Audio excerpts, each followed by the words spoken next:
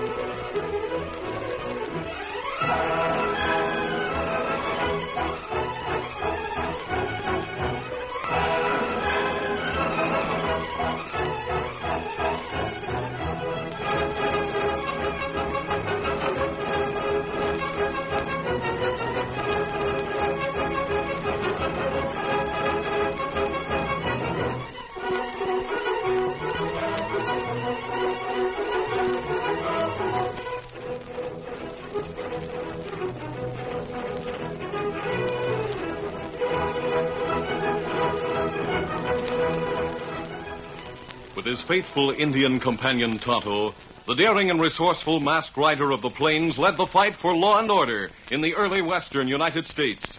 Nowhere in the pages of history can one find a greater champion of justice. Return with us now to those thrilling days of yesteryear. From out of the past come the thundering hoofbeats of the great horse Silver.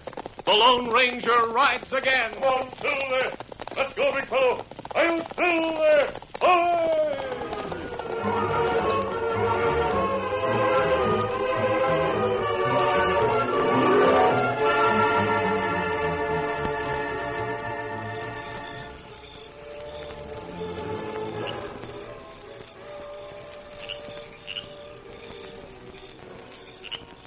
It was an exceedingly warm night.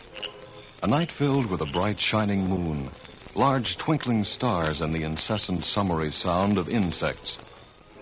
Dan Reed, 14-year-old nephew of the Lone Ranger, tossed restlessly on the blanket that was stretched on the ground between the reclining forms of the Lone Ranger and Tonto.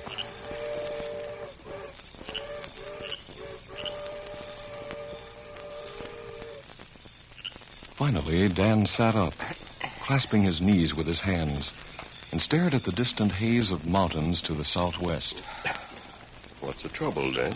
Oh, Dan seemed restless tonight, Kimasabi. Oh, I thought both of you were asleep. I was listening to that train whistle in the distance. I heard it. That's the westbound going through. That's right. The sound of that whistle in the distance, well, it gives me a funny feeling. A lonesome feeling, sort of. The distant howling of a timber wolf used to make me feel that way, Dan. But when I hear a train whistle, it symbolizes to me the growth of the West, a lifeline that brings people and supplies to us out here.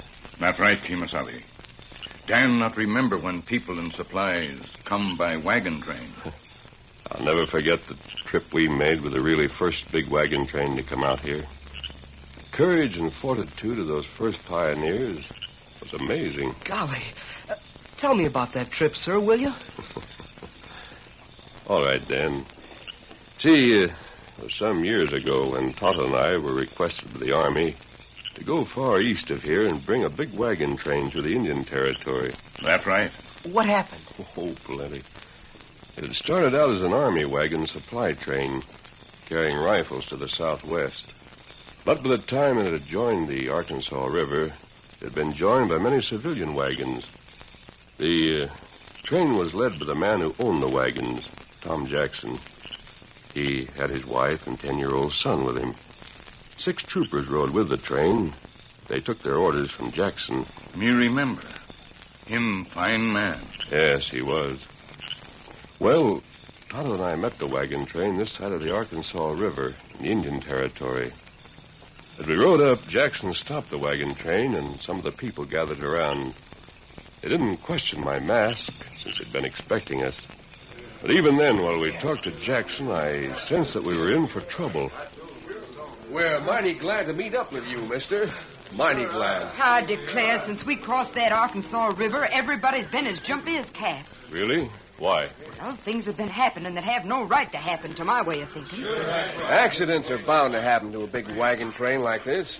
Mary's nervous and keeps imagining things, seems like to me. It don't seem like imagining to me when the shafts pull out of two wagons easy as you please when we were floating them across the river. And one of the wagons caught fire the other night, too. Didn't it, Mama? You keep quiet, Timmy. One wagon did catch fire, like you said, though. And 2 water barrels got to be empty without springing any leaks.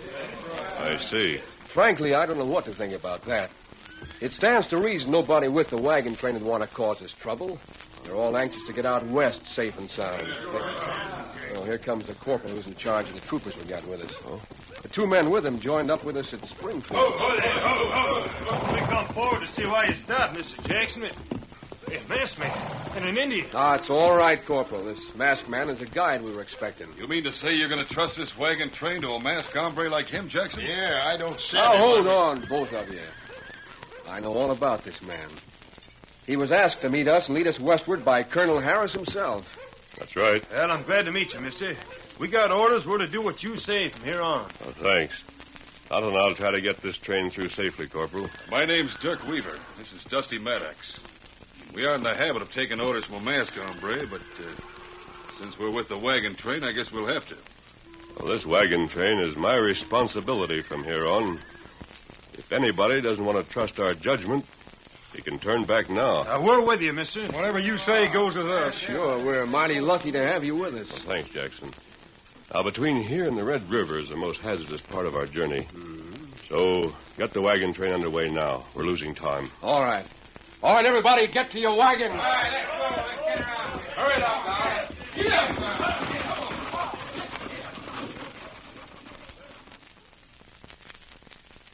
So, the wagon train got underway once more, Dan. I rode in the lead with Tom Jackson. Tonto rode at the end of the train. Oh, golly.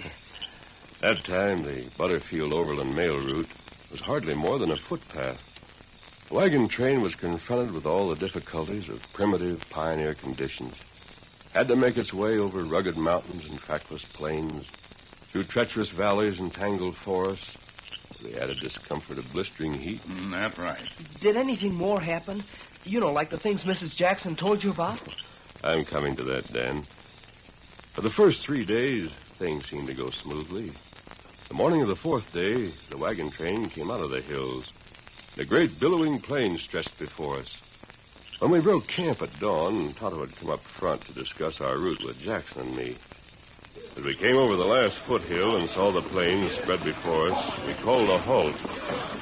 Hold up there now, boys. Say, look off there in the plain to the left. Them buffalo. Big herd of them. Looks like hundreds and hundreds. That's right, Jackson. Mercy, the sight of them frightens me. Will it be safe for us to go across the plain? Oh, gosh. Will we see Buffalo Bill, mister? Will we? No, Timmy, I saw Bill Cody out west just before Tonto and I left there. I think we can cross safely enough, Mrs. Jackson. The herd is quite far to the left, and as long as they're not disturbed, they won't bother us. A small river to left, seem like. Beyond herd. Yes, I think it's a small branch of the Cimarron, Tonto.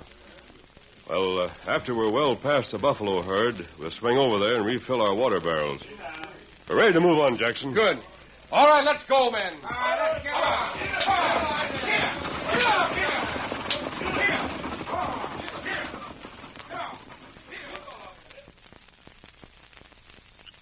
Keeping the buffalo herd well to our left, the wagon train started across the plain. A slight hot breeze blew from behind us, carrying our scent to the herd. Though the buffalo seemed a little more restless than before, they still continued to graze off to our left. Then suddenly, Tonto noticed something that caused us to halt immediately. Kimasabi, you stop wagon train quick. Hold up, fella. Halt the wagon, Jackson. Oh, there. Stop the matter, Tonto? You look. Off to left, between herd and river. Smoke. I wonder. It's spreading fast. The prairie grass is on fire. Now, how in thunder could that start? It's beginning to flame up strong. Oh, it's not good. Buffalo begin to mill round. If them stampede this way, them be...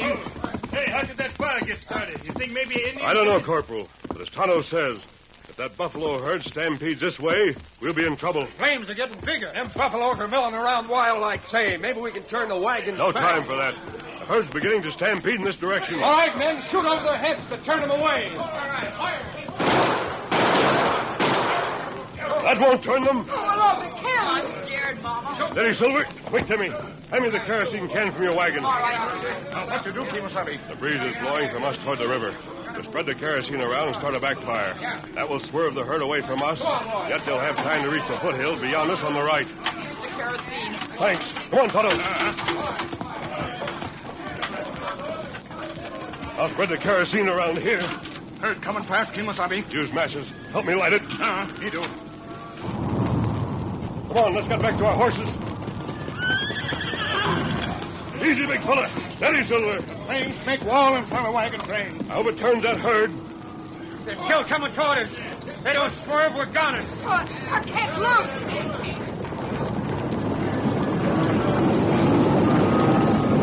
They turned aside. The backfire did it. Yeah, the masked men saved the wagon train.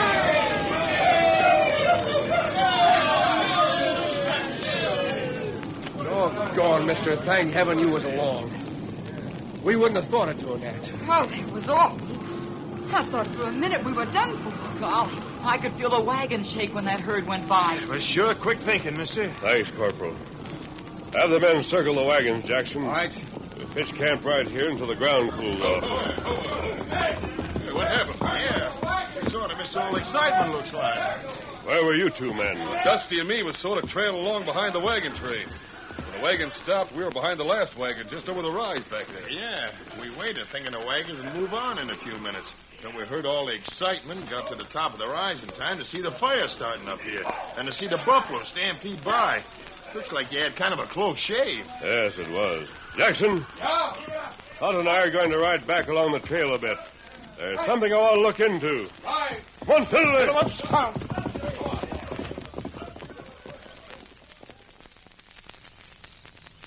Gosh, if you hadn't been there to think of starting that backfire, the herd would have stampeded right into the wagon train. Yes, it would have, Dan. Well, Tonto and I rode back a bit. Then we circled off to the left until we approached a place along the river where Tonto had first noticed the smoke. The ground was still smoldering. Any tracks we might have hoped to find were obliterated. Fire started along about here, Tonto. You think maybe someone start fire on purpose, Kimasabi? That's what I'd hoped to find out somehow. Well, it's not easy to find tracks after fire burned along here. I know. Guess there's no way we can find out if some... Wait a minute. Hold it. Hold it. fella. Oh. Why we stop here? He's a big fellow. Look there, Tonto. Half submerged in the water near the riverbank. Let me see it now.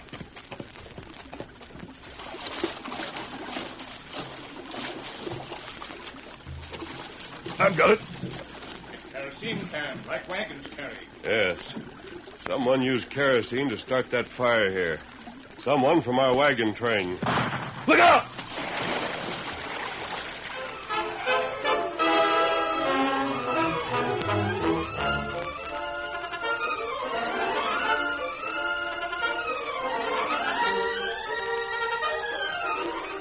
The curtain falls on the first act of our Lone Ranger story.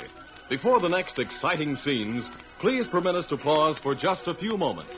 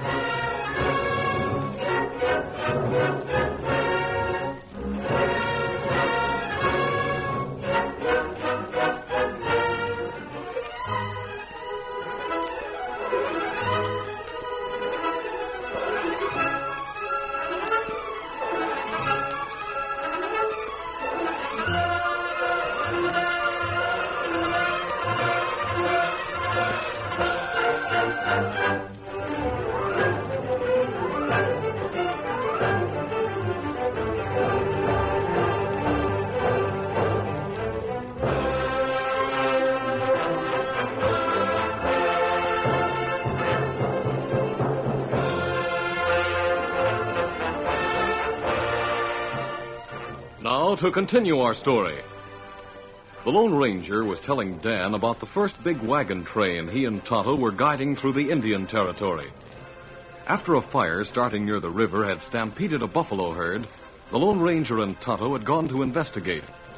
They had noticed a kerosene can half submerged in the water near the riverbank. Wading in a few steps, the Lone Ranger had picked it from the water. As he did so, a rifle shot rang out, and the masked man with a yell of warning dropped into the water. You all right? Yes, Tonto. Well, it clipped my hat. I dropped in case of a second shot. Go over there behind the bank. Quick, Tonto. I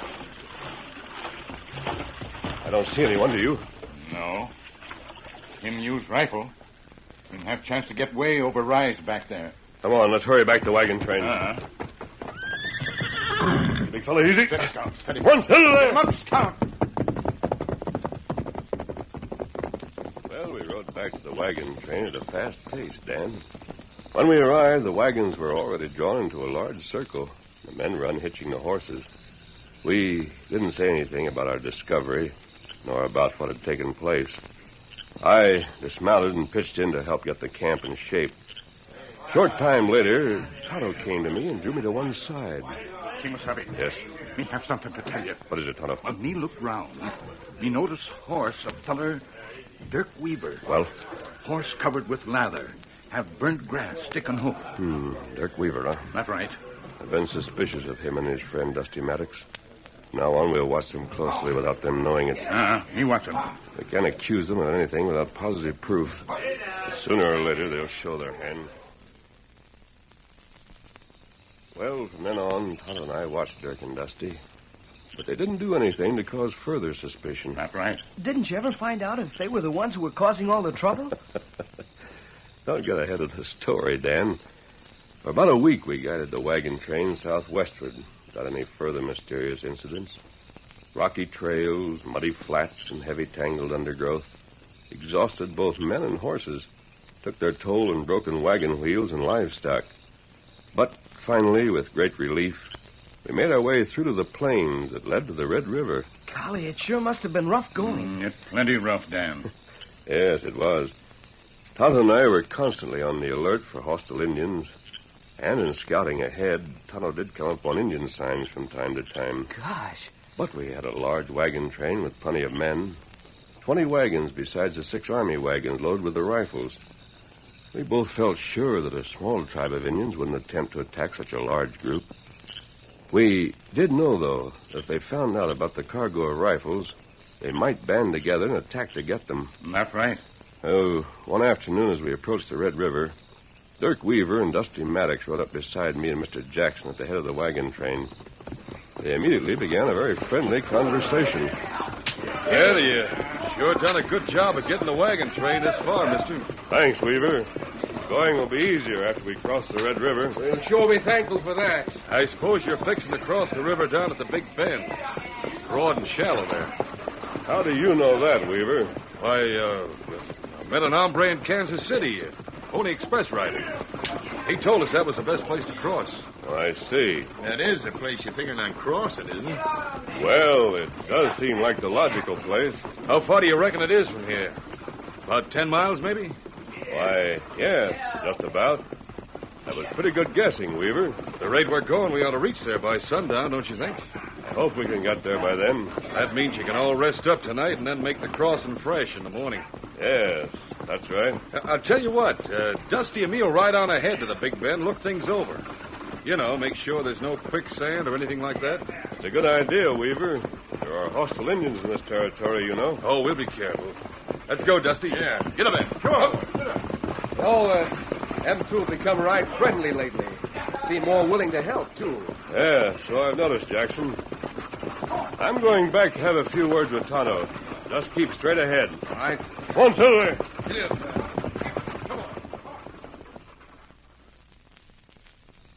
I went back and told Tonto to trail Weaver and Maddox. After rejoining Mr. Jackson at the head of the wagon train, we continued on until we reached the bank of the Red River. Once there, I had them halt the wagons. Stop the wagons here, Jackson. Hold there. Say, look here. I thought we were going to push on to that big bend down the river. That's what I told Weaver and Maddox. That's right. If we hope to make it by sundown, we better get on.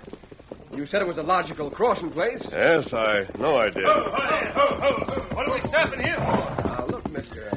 I haven't questioned your judgment up to now. But being so close to that big bend crossing, it don't make sense for us to stop here. Look ahead there in the distance. Those puffs of smoke. Yeah, I see them. What do they mean? They're Indian signals. Smoke signals. Indians. Oh, golly, I'm scared. I wonder what they mean. Here comes Tonto. He can tell us what we want to know. Oh, stop. Oh, fella. Oh, Kimasabi. Weaver and Maddox. Not go along trail. What? That lead to Big Bend. What they said they were going to Wait a minute. Go on, Tonto. Well, me follow 'em. Then go to top of small hill down river ways. Then make smoke signals to Indians. I thought they were up to something. Then make smoke talk. Tell Indians wagon carry many rifles. Tell Indians wagons cross river at Big Bend in morning.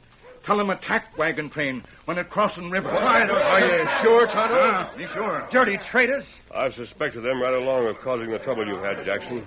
I'm certain they started that prairie fire to stampede the buffalo. But why should they do such things to us? We'll find the answer to that later, I hope. What are we going to do? There's only one thing we can do, Jackson. We'll cross the Red River right here. Cross here? Those wagons with the rifles are so heavy, we'll never get them across in deep water, mister. The water isn't too deep if we distribute the rifles among all the wagons, Corporal. That's right. It'll be tough going, but we'll have to make it right now. Once we get across, we'll form the wagons in a semicircle at the base of that cliff over there. And we'll be in a good position to ward off the Indian attack when it comes in the morning. Then you think they'll attack anyway? Yes. Now that they know we carry rifles, I'm sure of it. They would have wiped us out if we had gone on to Big Bend and started to cross at dawn. This way, we'll be prepared for them. Let's get busy and lighten those rifle wagons. Right. Then we'll tackle the job of crossing the river right here. Come on, boys. Golly, what happened after that? Did you get the wagon train across the river? Dan, you have no idea what an almost superhuman task it is to get a big wagon train safely across a river. We tied heavy ropes from one wagon to another so that it formed sort of a continuous chain. Gosh. The wagons were solidly built so that they'd float. The least bit of overloading meant disaster. Well, both men and horses, already tired as they were, struggled against the current of the river, fighting their way foot by foot to reach the opposite bank. Finally, we managed to get them all across the other side. Then we moved on to the base of the cliff I'd pointed out. Oh, me not forget that day. Oh, will I, Tonto? We arranged the wagons in a semicircle at the base of the cliff, took turns standing guard through the night. Following my instructions, Tonto had slipped away during the night and headed for Fort Sherman, about 12 miles down the Butterfield Trail. The next morning, after dawn, we saw two horsemen riding frantically along the trail on our side of the river. Why, look there. Two riders coming fast. Hey, looks like Weaver and Maddox. Look, here come 4 Indians not far behind them. Yeah, the Indians are shooting arrows at them. Those Indians mean business. The Indians have turned around. Those shots scared them. They were going to scalp us. Don't let them get to us. There's hundreds of them around the bend in the trail coming to attack. Corporal, put these men under guard. What's that? Or better yet, tie them up in one of the wagons until later. What for? We came to warn you. Come on, both of you, get moving. All right, men. Everyone to his post. Watch for flaming arrows on the wagons. I want to help. All right, keep the guns loaded. I'll get the rifles for you, Mom. Good boy, Timmy. Keep down behind the wagons. Here they come. Let them have it. Then they came, hundreds of them, Dan, and showered arrows upon us, though some of them had rifles. For more than an hour, the savages rode back and forth, moving closer and closer as they rode by. Time and again, flaming arrows landed on the canvas wagon tops. For most of the men, it was the first time they'd faced savage Indians. I had to help them fight their fear as well as to fight the Indians. We're done for. We can't hold out. I can't fight any longer. Don't be a fool, man. Use your gun. Look at Mrs. Jackson and Timmy. Will you let a woman and a boy show you courage? Use your gun. I'll show them, the dirty savages.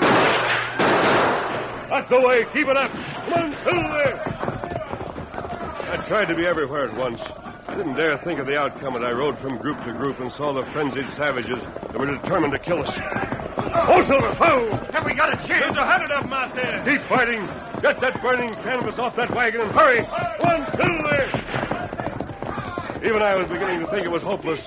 Many of our men were wounded and our ammunition was getting low. Then I heard the most welcome sound I could ever think of. There, coming along the Butterfield Trail behind the Indians, was Tonto with troopers from Fort Sherman. The troopers! Here come the troopers!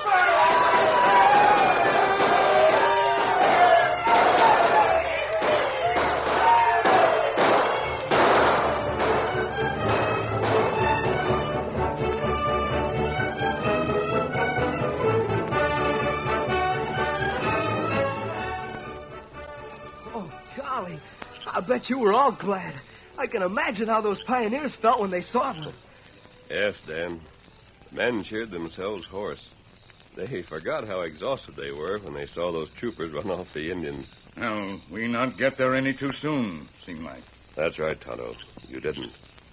After the battle, we got Dirk Weaver and Dusty Maddox to confess that they were paid agents of a rebel chief on the border who had sent them to keep the Army rifles from coming through. Golly.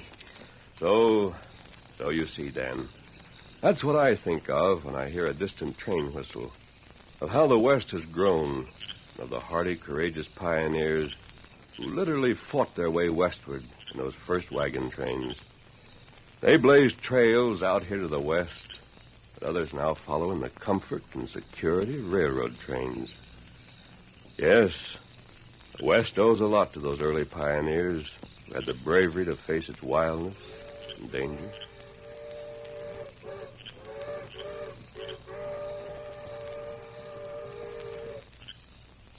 There go eastbound train now, Dan. You hear whistle? Yes. But now, every time I hear a distant train whistle, I'll think of the story I just heard from the Lone Ranger.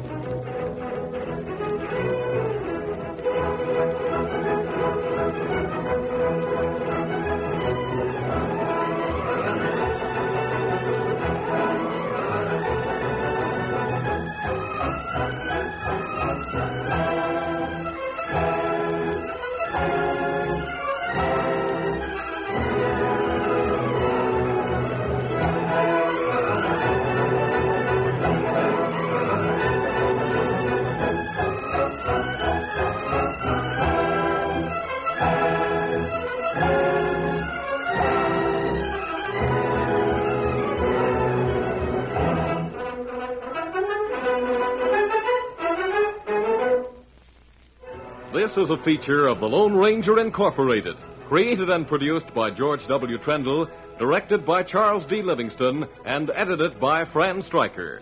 The part of the Lone Ranger is played by Brace Beamer.